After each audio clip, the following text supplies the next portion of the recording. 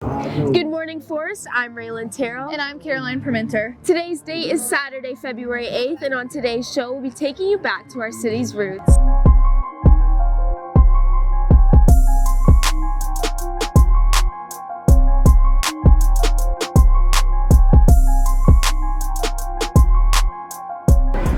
Today is the annual Ocala Cattle Drive and Cowboy Roundup. Before you come join us at this awesome event, check out today's weather with Evangeline. Good.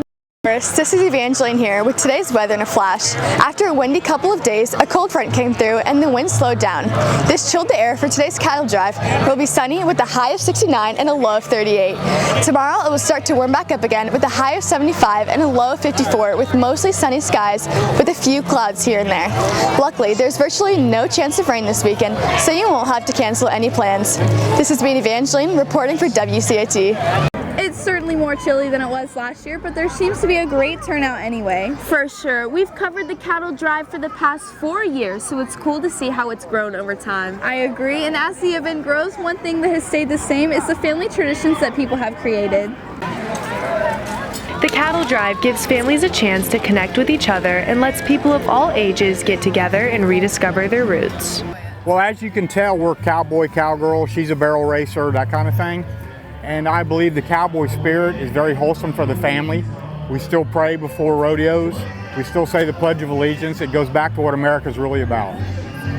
Whether you're a regular attendee or this is your very first cattle drive, coming out to this event allows families to get a taste of Ocala's heritage, spending quality, wholesome time with each other.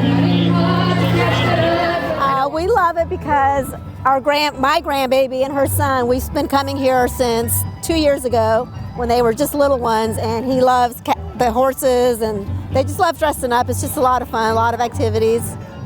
Despite the name, the Cattle Drive and Cowboy Roundup, this event serves a bigger purpose to get families out of their houses and into their community. I think it's just it's just family oriented. It's just so much fun for the kids of all ages. You know, it just gets kids away from the computers and iPhones and just get out here and relax and have fun.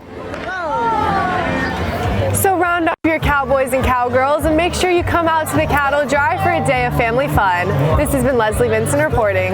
It's good to see that families from all across the community are able to come together and learn more about Ocala's agricultural past. Did you know that Marion County's agricultural industry is worth $1.2 billion? I had no idea. With this growing economy, I tend to forget how important the farming industry is. Reporter McKenna Kemp is here at the cattle drive to shed some light on what it means to be a cowboy in Marion County today.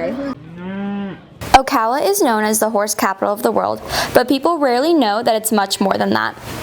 The cattle drive is something that we do here in Ocala just to remind people in Ocala, Marion County, and Central Florida that agriculture is still alive and well here in the state of Florida. The cattle drive is a great way for people to see what goes on behind the supermarket. The biggest thing is being able to feed a growing world. It doesn't matter whether you like beef, chicken, pork, vegetables.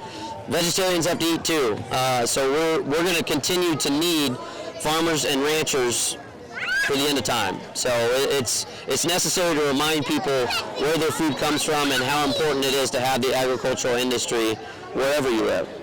Not only is the cattle drive informative, but it also offers a unique experience to many. A lot of times it's right here. You see how many people come up here because they saw horses on TV or maybe out their car window, but they get to come up and you let them pet the horses and all, and it's something that not everybody gets to do because they don't have the land to have horses or cattle. So I think that's one of the most unique things about it. These cowboys bring the movies to real life and let kids get the opportunity to meet their heroes.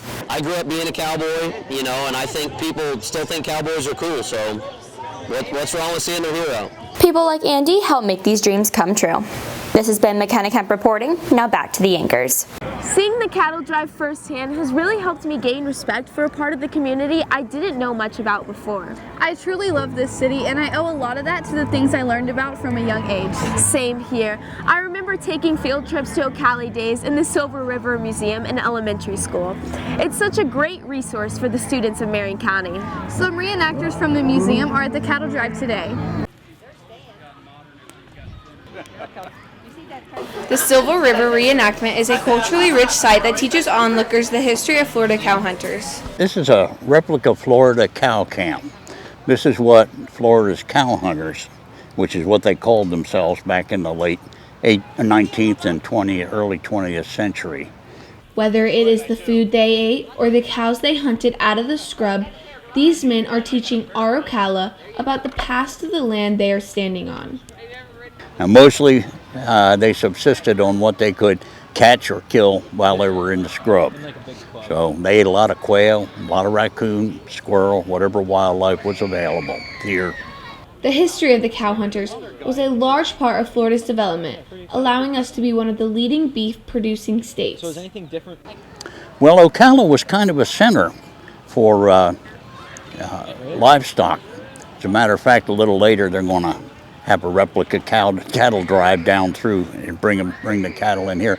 But this was a place where Florida's cow hunters would converge with their herds, put the herds together, and then drive them down the middle of the state, which was not fenced at the time, down to Kissimmee.